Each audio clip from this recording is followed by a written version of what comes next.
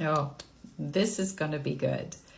So, you know how sometimes a comment or a question just comes along and it hits on something that you have been thinking about or something that has been stirring inside you and you wanted the opportunity to talk about it? This is it.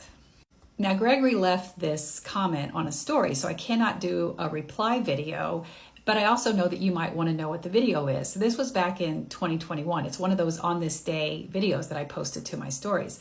So I scrolled back all the way to 2021, found that video, and tagged it in the captions. That's how much I love you. So let's get right into it. So Gregory, thank you for this question, but the way it's posed, it sounds a little bit like, the only thing I can call it is religious legalese.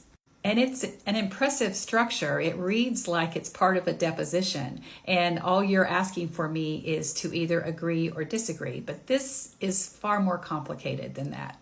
So the first thing I want to point out is that you are asking a question that to me is non-debatable. And let me give you an example of how this question seems to me. Let's say that you are a fitness enthusiast and you have tried several different fitness routines, but none of them have ever stuck because they just didn't work for you. So all of a sudden you find cycling and that's it.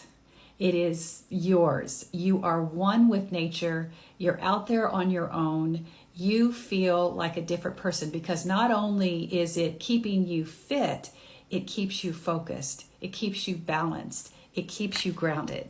But then I come along and say, well, do you agree that an all-encompassing gym, even though they are hard to find, would serve your fitness journey better than just cycling alone? Aren't the rewards more greater to be in community when you are striving for fitness? Do you hear how dismissive and presumptuous I sound by negating your experience with cycling? And I understand that these two things are not related at all, but it's as close as I could come to try to help you understand that that's why I don't think these are debatable. What is my journey is my journey, and I no longer need to debate it for its value because I find value in it, and that's enough.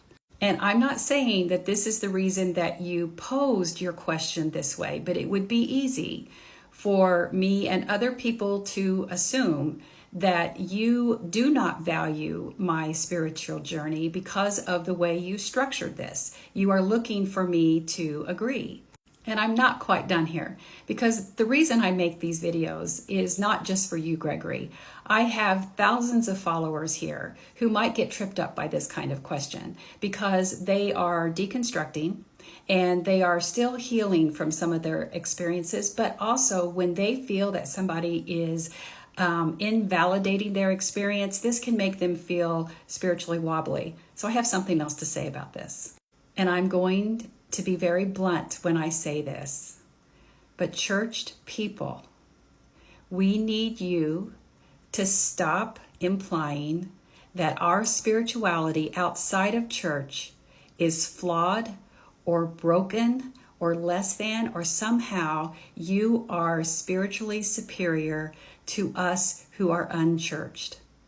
I have bitten my tongue too many times on videos that have implied this. I have answered questions from clergy right here on this platform where they simply cannot understand how you can have a fulfilling spirituality outside of corporate worship or a spiritual community inside church. And they eventually just leave and shake their heads. And you know what? That's okay. I'm not trying to convince them otherwise, but I am getting tired of it. We need you to stop treating us like we are a project to fix instead of a human to respect. I have counseled people for years who have left church. And while some of them do return, because I do not proselytize against returning to church, here are some of the things that they have told me about why they're not returning to church. I gave church everything I had, but once I realized that I had grown beyond it, I no longer need it. Or someone else said, if I had known what authentic spirituality looks and feels like, I would have left a long time ago. Or here's a good one. Religion had its chance, but it only saw me as a commodity. And this is one that all churches, including progressive churches, need to hear. Someone once told me that once they understood what religious patriarchy was, they saw it throughout the church. It was pervasive. And once they saw how dangerous it was and toxic it was, they simply wanted nothing to do with it. And please stop this ridiculous notion that if you just loved on us more, we would stay. That really sounds like a really warped relationship. And it doesn't validate that we are adults capable of making our decisions. You are assuming that the only reason we are leaving church is because of some of those traumatic experiences. Yes, many of us had those. But when I look back at my deconstructing experience, and many people have the same kind of experience as I do, I realized I was leaving church all along.